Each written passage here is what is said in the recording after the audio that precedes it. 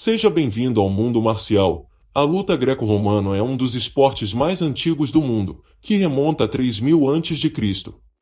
Foi apresentado nos Jogos Olímpicos Antigos já em 308 a.C. e restaurado em 1896, quando os Jogos Olímpicos foram reintroduzidos.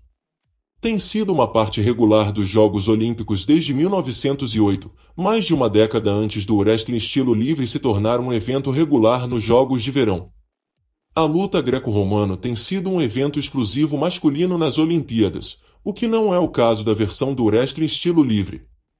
Um alemão chamado Karl Schumann ganhou o primeiro evento olímpico greco em 1896 e 3 outros eventos naquele ano.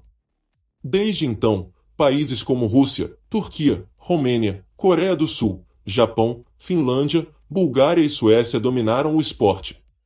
Mas antes de continuarmos, não se esqueça de inscrever-se no canal e deixar o like e conferir a playlist com temas semelhantes com vídeos como este. Origens da luta greco-romana. A luta greco-romana moderna foi desenvolvida para ser o mais semelhante possível ao antigo estilo de luta praticado por gregos e romanos há milhares de anos. Naquela época, os lutadores se lubrificavam e lutavam nus. A luta greco-romana moderna incorpora inúmeras técnicas da luta popular europeia. Suas raízes modernas remontam a 1848, quando um soldado francês chamado Jean Esbraia exibiu suas habilidades em eventos e feiras, nomeando seu estilo de luta de mão plana. Mais tarde, ele acrescentou regras como não permitir técnicas que permitam agarrar as pernas de um oponente. Acredita-se que a modificação foi feita para tornar o esporte menos perigoso. O estilo ficou conhecido como luta francesa e rapidamente se tornou popular na Europa. Um lutador italiano chamado Basílio Bartoletti usou pela primeira vez o termo luta greco-romana para descrever a luta francesa para vinculá-la às suas origens antigas. Os torneios greco-romanos se tornaram populares no século XIX, quando os torneios eram realizados por toda a Europa. Alguns governantes, como o czar da Rússia, até ofereceram incentivos financeiros significativos aos lutadores que competiam por eles. O prestígio e a popularidade do esporte por toda a Europa lhe renderam um lugar nos Jogos Olímpicos modernos quando o evento foi reintroduzido em 1896. Foi o primeiro estilo de luta livre a ser incluído nas Olimpíadas e tem sido parte dos Jogos de Verão desde então, exceto em 1900 e 1904, quando o wrestling foi introduzido pela primeira vez e tomou seu lugar. As regras e o sistema de pontuação da luta greco-romana. As regras e o sistema de pontuação usados no wrestling estilo livre e na luta greco-romana compartilham muitas semelhanças, mas algumas diferenças importantes separam os esportes. A diferença de regra mais significativa entre esses dois estilos populares de wrestling é que as imobilizações abaixo da cintura não são permitidas, e os lutadores greco-romanos não têm permissão para usar as pernas ofensivamente ou defensivamente. Lutadores greco-romanos dependem de usar seus corpos superiores apenas para ganhar uma vantagem no tatame. As partidas começam com ambos os lutadores de pé, e eles têm que confiar em arremessos e suplex, uma vez que não podem acertar as pernas do oponente para fazer quedas e pontuação. Outra diferença notável entre a luta greco-romana e o wrestling estilo livre é o foco em movimentos explosivos para se posicionar e executar arremessos rapidamente, em comparação ao foco na fluidez e nas transições no wrestling estilo livre. Usar técnicas que envolvem agarrar as pernas do oponente na luta greco-romana leva a faltas que não existem no wrestling estilo livre. Por exemplo, lutadores greco-romanos são penalizados por bloquear ou fazer contato com as pernas ao executar arremessos. Avisos são dados na primeira vez que faltas nas pernas são cometidas pelo lutador ofensivo. Deduções de um ponto e advertências são emitidas para infrações subsequentes. Quando faltas nas pernas são cometidas na defensiva, o lutador recebe automaticamente uma advertência e seu oponente recebe 2 pontos. Uma segunda infração leva o culpado a perder a luta. A luta greco-romana também exige que os lutadores sigam seus oponentes até o chão para marcar pontos por quedas. Como a maioria dos estilos de luta praticados no mundo todo, o principal objetivo de uma luta greco-romana é acumular mais pontos do que seu oponente no final do período de tempo designado ou prender os ombros do oponente no tatame para vencer a luta. Uma luta geralmente consiste em 2 períodos de 3 minutos com um intervalo de 30 segundos entre os tempos. Os participantes marcam pontos executando quedas, arremessos, travas ou imobilizações legais, ou podem vencer imediatamente marcando um pin.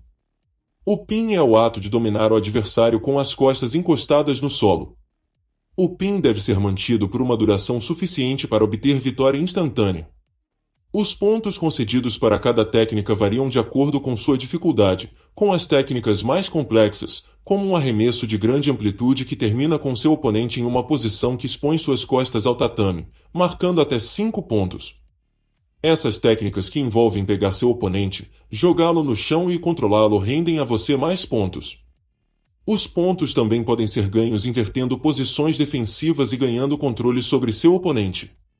Os lutadores greco-romanos também ganham pontos quando seus oponentes cometem infrações que resultam em advertências.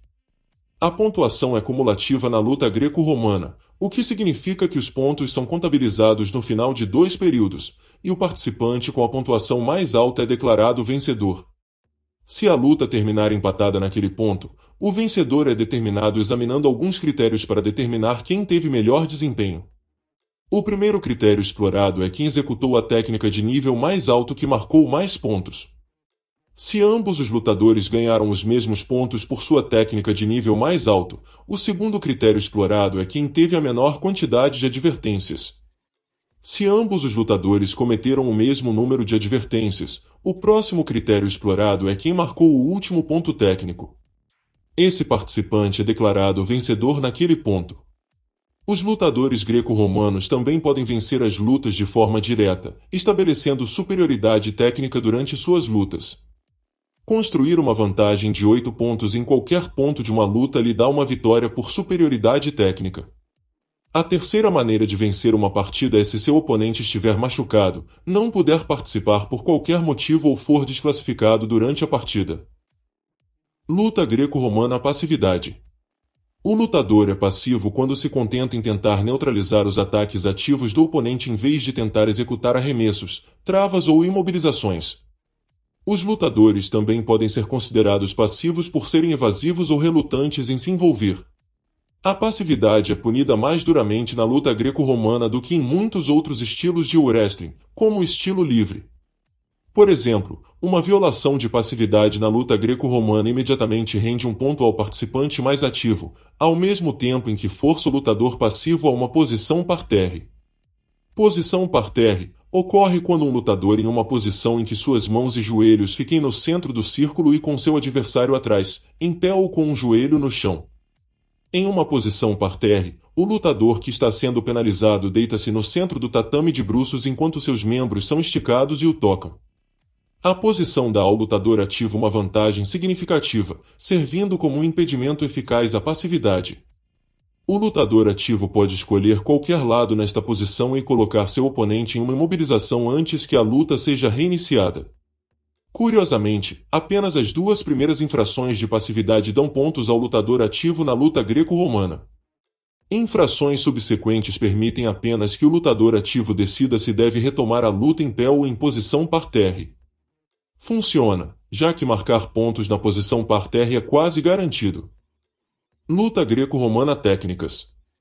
A luta greco-romana dá grande ênfase a arremessos, travamentos e bloqueios executados predominantemente com a parte superior do corpo. Aqui estão alguns movimentos fundamentais da luta greco-romana.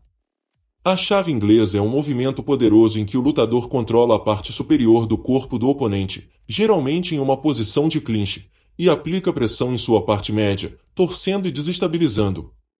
Variações de suplex. A luta greco-romana apresenta variações de suplex.